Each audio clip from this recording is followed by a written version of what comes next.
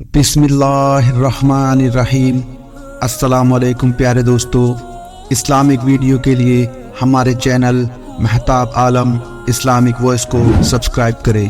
حضرت ابو ذر غفاری رضی اللہ عنہ کا واقعہ۔ حضرت ابو ذر غفاری رضی اللہ عنہ مشہور صحابی ہیں جو بعد میں بڑے زاہدوں اور بڑے علماء میں سے ہوئے۔ حضرت علی رضی اللہ عنہ کا ارشاد ہے کہ ابو ذر رضی اللہ عنہ ایسے علم کو حاصل کیے ہوئے ہیں جس سے لوگ عاجز ہیں، مگر انہوں نے اس کو محفوظ کر رکھا ہے۔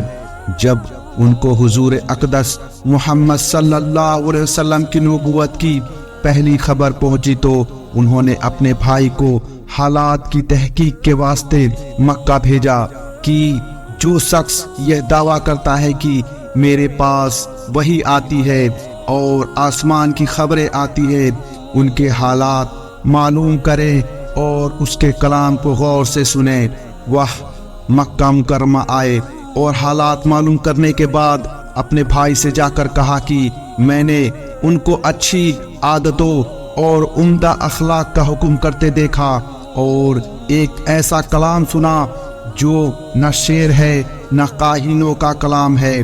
ابو ذر رضی اللہ عنہ کی اس مجمل بات سے تسکین نہ ہوئی تو خود سامان سفر کیا اور مکہ پہنچے اور سیدھے مسجد حرام گئے۔ حضور صلی اللہ علیہ وسلم کو پہچانتے نہیں تھے اور کسی سے پوچھنا مصلحت کے خلاف سمجھا۔ شام تک اسی حال میں رہے۔ شام کو حضرت علی رضی اللہ عنہ نے دیکھا کہ ایک پردیسی مسافر ہے اور مسافروں کی، غریبوں کی، پردیسیوں کی خبر گیری، ان کی ضرورتوں کا پورا کرنا ان حضرات کی گھٹی میں پڑا ہوا تھا، اس لیے ان کو اپنے گھر لے آئے، میزبانی فرمائی، لیکن اس کے پوچھنے کی ضرورت نہ سمجھی کہ کون ہو، کیوں آئے ہو۔ مسافر نے بھی کچھ ظاہر نہ کیا۔ ابو ذر رضی اللہ عنہ صبح کو پھر مسجد میں آ گئے اور دن بھر اسی حال میں گزرا کہ خود پتہ نہ چلا اور دریافت کسی سے کیا نہیں۔ غالباً اس کی وجہ یہ ہوگی کہ حضور صلی اللہ علیہ وسلم کے ساتھ دشمنی کے قصے بہت مشہور تھے۔ آپ کو اور آپ کے ملنے والوں کو ہر طرح کی تکلیفیں دی جاتی تھی۔ ان کو خیال ہوا ہو کہ صحیح حال معلوم نہیں ہوگا اور بدگمانی کی وجہ سے مفت کی تکلیف علیحدہ رہی۔ دوسرے دن شام کو بھی حضرت علی رضی اللہ عنہ کو خیال ہوا کہ پردیسی مسافر ہے، بظاہر جس غرض کے لیے آیا ہے وہ پوری نہ ہوئی، اس لیے پھر اپنے گھر لے گئے اور رات کو کھلایا سلایا، مگر پوچھنے کی اس رات کو بھی نوبت نہ آئی۔ تیسری رات کو پھر یہی صورت ہوئی تو حضرت علی رضی اللہ عنہ نے دریافت کیا کہ تم کس کام سے آئے ہو، کیا غرض ہے؟ تو حضرت ابو ذر غفاری رضی اللہ عنہ نے پہلے ان سے قسم اور عہد لیے اس بات کے کہ وہ صحیح بتائے، اس کے بعد اپنی غرض بتائی۔ حضرت علی رضی اللہ عنہ نے فرمایا کہ وہ بے شک اللہ کے رسول ہے اور صبح کو جب میں جاؤں تو تم میرے ساتھ چلنا، میں وہاں تک پہنچا دوں گا، لیکن مخالفت کا زور ہے، اس لیے اگر راستے میں مجھے کوئی ایسا شخص ملا جس سے میرے ساتھ چلنے کی وجہ سے تم پر کوئی اندیشہ ہو تو میں پیشاب کرنے لگوں گا یا اپنا جوتا درست کرنے لگوں گا، تم سیدھے چلے چلنا، میرے ساتھ ٹھہرنا نہیں، جس کی وجہ سے تمہارا میرے ساتھ ہونا معلوم نہ ہو۔ چنانچہ صبح کو حضرت علی رضی اللہ عنہ کے پیچھے پیچھے حضرت ابو ذر رضی اللہ عنہ حضور صلی اللہ علیہ وسلم کی خدمت میں پہنچے۔ وہاں جا کر بات چیت ہوئی۔ اسی وقت حضرت ابو ذر رضی اللہ عنہ مسلمان ہو گئے۔ حضور اقدس صلی اللہ علیہ وسلم نے ان کی تکلیف کے خیال سے فرمایا، اپنے اسلام کو ابھی ظاہر نہ کرنا، چپکے سے اپنی قوم میں چلے جاؤ، جب ہمارا غلبہ ہو جائے اس وقت چلے آنا۔ انہوں نے عرض کیا، یا رسول اللہ، اس ذات کی قسم جس کے قبضے میں میری جان ہے کہ اس کلام توحید کو ان بے ایمانوں کے بیچ چلا چلا کے پڑھوں گا۔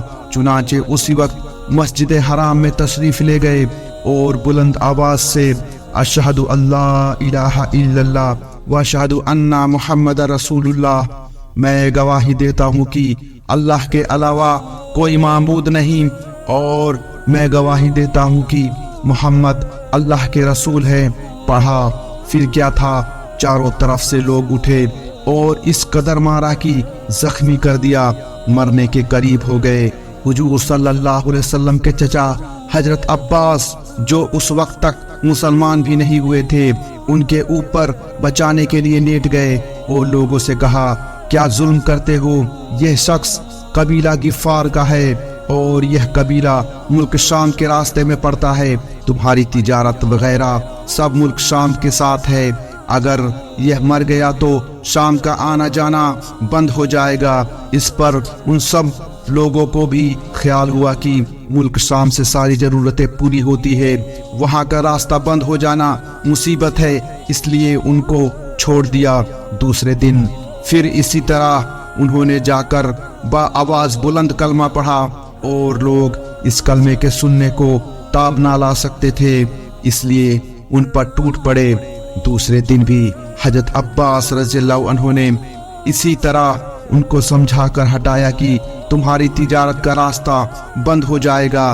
حضور صلی اللہ علیہ وسلم کے اس ارشاد کے باوجود کہ اپنے اسلام کو چھپاؤ، ان کا یہ فعل حق کے اظہار کا جو شوق اور غلبہ تھا کہ جب یہ دین حق ہے تو کسی کے باپ کا کیا ازارہ ہے جس سے ڈر کر چھپایا جائے، اور حضور صلی اللہ علیہ وسلم کا منع فرمانا شفقت کی وجہ سے تھا کہ ممکن ہے تکلیف سہن نہ ہو، ورنہ حضور صلی اللہ علیہ وسلم کے حکم کے خلاف صحابہ رضی اللہ عنہ کی یہ مجال ہی نہ تھی، چونکہ حضور صلی اللہ علیہ وسلم خود ہی دین کے پھیلانے میں ہر قسم کی تکلیفیں برداشت فرما رہے تھے، اس لیے حضرت ابو ذر رضی اللہ عنہ سے سہولت پر عمل کے بجائے حضور صلی اللہ علیہ وسلم کے اتباع کو ترجیح دی۔ یہی ایک چیز تھی کہ جس کی وجہ سے ہر قسم کی ترقی دینی اور دنیاوی صحابہ کرام رضی اللہ عنہ کے قدم چوم رہی تھی،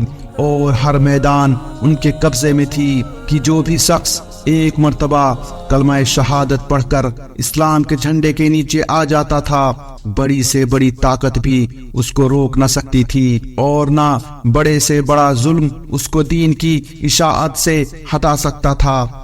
پیارے دوستو، ہم امید کرتے ہیں کہ آپ کو آج کا یہ معلوماتی ویڈیو پسند آیا ہوگا، جو کہ حضرت ابو ذر غفاری رضی اللہ عنہ کے اوپر بنایا گیا ہے۔ تو اس ویڈیو کو لائک، شیئر اور ایسی ہی ویڈیو دیکھنے کے لیے ہمارے چینل کو ضرور سبسکرائب کریں۔ ہم ملتے ہیں آپ کو اگلی ویڈیو میں، تب تک کے لیے السلام علیکم ورحمۃ اللہ وبرکاتہ۔